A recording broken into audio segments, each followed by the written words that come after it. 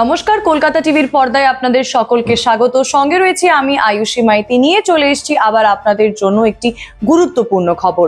5ই August থেকে কি E20 petrol আর পাওয়া যাবে না পেট্রোল পাম্পে? পেট্রোল পাম্পগুলিতে কি এবার 100% পিওর পেট্রোল পাওয়া যাবে? এবং E20 পেট্রোলের দাম প্রতি লিটার 105 থেকে 110 টাকা হতে চলেছে। এরকম বিভিন্ন রকমের গসিপ বা গুজব কিন্তু সমাজ মাধ্যমে আমরা দেখতে পাচ্ছি, কদিন ধরেই ছড়াচ্ছে। তবে এই সব বিভ্রান্তিকর খবরে কিন্তু এবার ইতি টানলো কেন্দ্রীয় সরকার। নমস্কার, আপনারা দেখছেন কলকাতা টিভির সঙ্গে রয়েছি আমি আয়ুষী। পেট্রোলিয়াম ও প্রাকৃতিক গ্যাস মন্ত্রক জানিয়েছে যে 5ই আগস্ট থেকে E20 পেট্রোল কিন্তু বন্ধ হচ্ছে না। তার সঙ্গে যে একটা গুজব ছড়িয়েছে যে এবার পেট্রোল পাম্পে 100% বা 100% পিওর পেট্রোল পাওয়া যাবে, সেই খবরও কিন্তু একেবারে ভুয়ো। তার সঙ্গে E20-র দাম প্রতি লিটার 105 থেকে 110 টাকা হতে চলেছে, সেই খবরও কিন্তু একেবারে ভুল।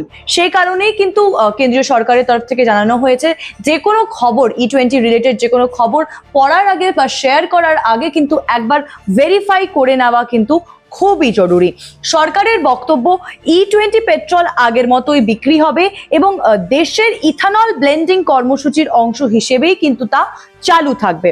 কোনো খবর বিশ্বাস বা শেয়ার করার আগে কিন্তু একবার চেক করে নেওয়াটা খুবই প্রয়োজন। সে কারণে অন্যদিকে E20 নিয়ে বিতর্কের মধ্যেই কেন্দ্রীয় মন্ত্রী নিতিন গডকরি জানিয়েছেন 2005 থেকে 2016 সালের মধ্যে তৈরি কিছু গাড়িতে E20 ব্যবহার করলে কিন্তু গ্যাসকেট বা কিছু রাবারের যন্ত্রাংশ বদলানোর প্রয়োজন হতে পারে, তবে সব গাড়ির ক্ষেত্রে এমনটা প্রযোজ্য নয়। অর্থাৎ আপনারা যদি সমাজ মাধ্যমে কোনো বিভ্রান্তিকর পোস্ট দেখেন E20 পেট্রোল নিয়ে, সেটা যাচাই করে তবেই কিন্তু শেয়ার করবেন বা বিশ্বাস করবেন। আপাতত পেট্রোল পাম্পে কিন্তু E20 পেট্রোল পাওয়া যাবে এবং 100% পিওর পেট্রোল পাওয়ার কিন্তু কোনো খবর এখনো পর্যন্ত নেই। আরো অন্যান্য খবরের জন্য চোখ রাখুন কলকাতা টিভির পর্দায়, রাত দিন 7 দিন।